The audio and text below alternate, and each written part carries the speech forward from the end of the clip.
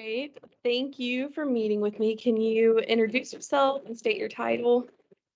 My name is Lee Norfleet, and I'm the media specialist at Rutland High School. And what kind of degree is required for that position? You need to have a graduate degree, master's specialist, I guess a doctorate, in instructional technology, specifically for library and media. And what are some of your responsibilities, like a typical day in your life? Every day is different. I'm responsible for social media for the school, for our electronic road sign and our website. We troubleshoot computer issues for students throughout the day. We conduct skill lessons, research lessons, and digital citizenship. We take photographs at school events. We there's a lot, make posters, we laminate things, we check books in and out to students, we help students online with whatever they might need. So yeah, it's a lot, but every day is different. There's a lot of responsibilities. What kind of social media do you control for the school? The school has a Facebook page, Twitter account, Instagram account. And so we post to all three of those. We try to do at least 3 times a week. Okay. During the pandemic, that kind of flipped everybody upside down. How did you really support not only students, but their parents and staff during that time? We initially it was all about getting the proper equipment into everybody's hands for virtual learning. Um, and then as we were trying to get the equipment out to everyone, it was also an education issue as far as how to use it, how, we were passing out laptops as well as hotspots. And you would have some parents and then some kids with grandparents who didn't know anything about technology.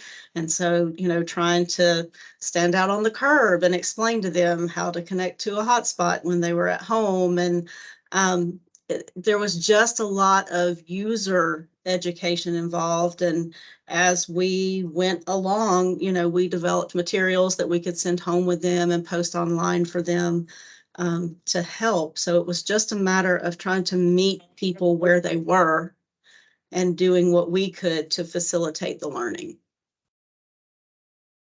Do you have budget? Your mic is breaking up. Do you have control of the budget? Budget. I have a media budget. The 80% of that media budget is supposed to be spent on books, but that can be actual tangible books or ebooks or electronic resources like databases.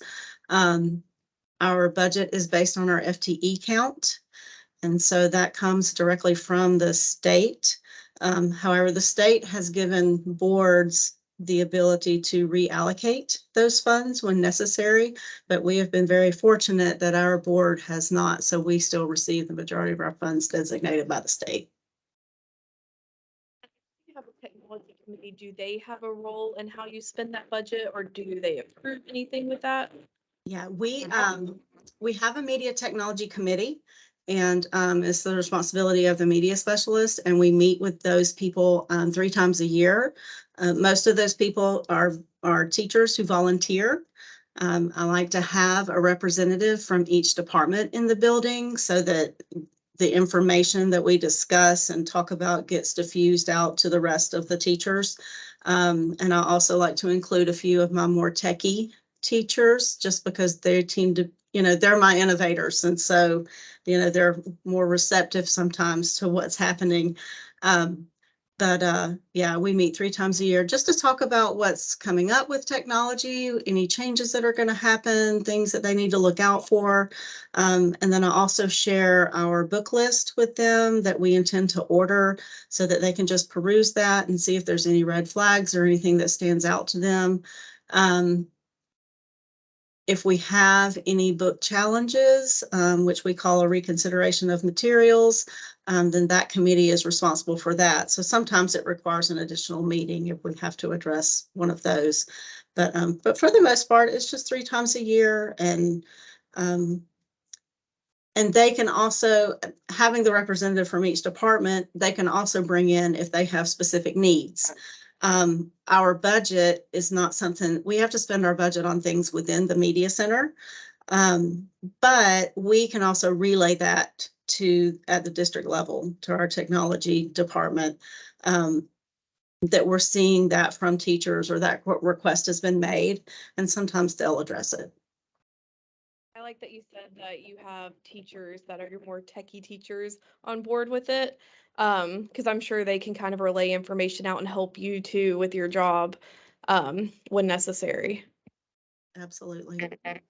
Um, since your time as a media specialist, have you had an opportunity that sticks out to you where you've really impacted technology either in your school or in the district? I have learned that the best way for me to be helpful where technology is concerned is to help where I see help is needed.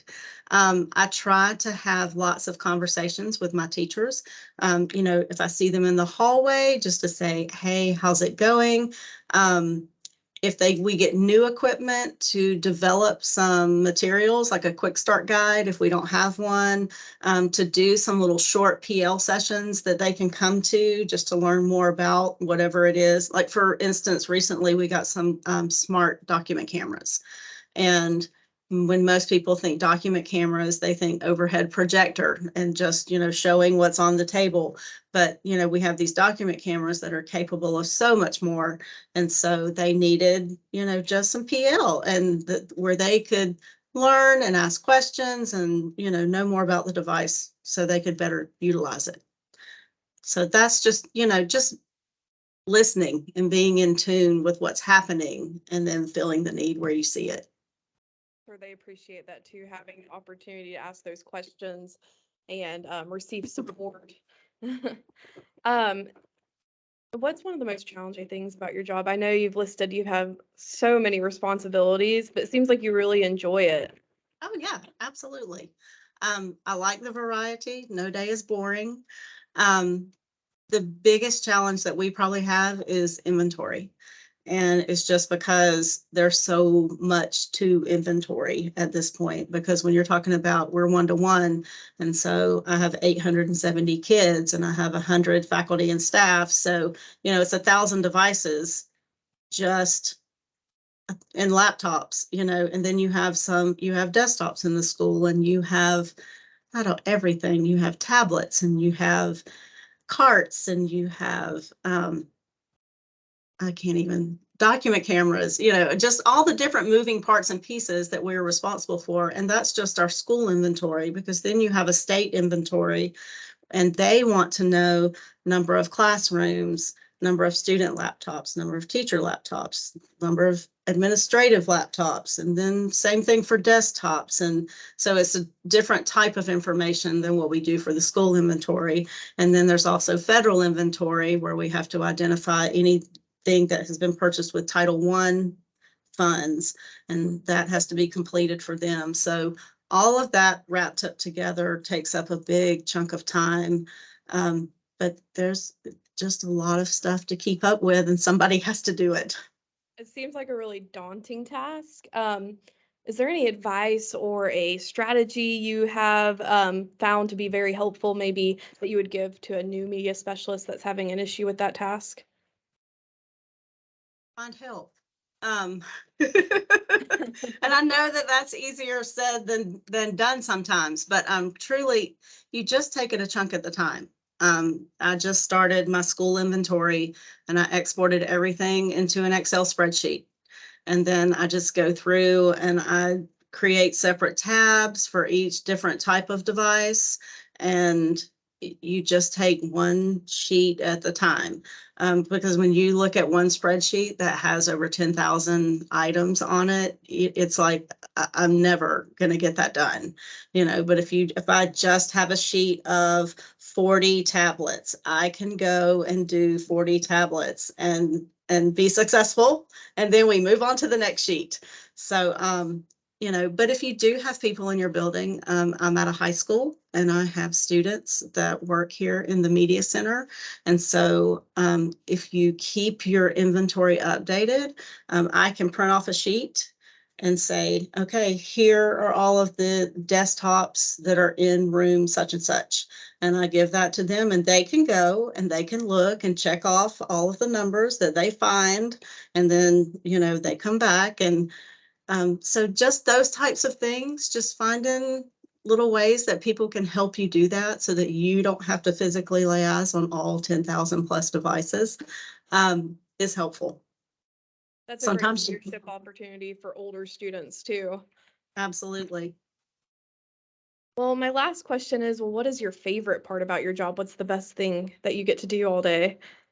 My favorite thing is I get to help people all day.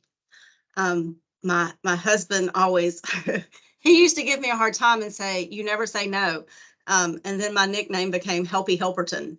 So, but I enjoy it, and so there are, everybody has days where you don't want to get up in the morning, but anytime I have one of those days, I say, "Get out of the bed. Somebody's going to need you."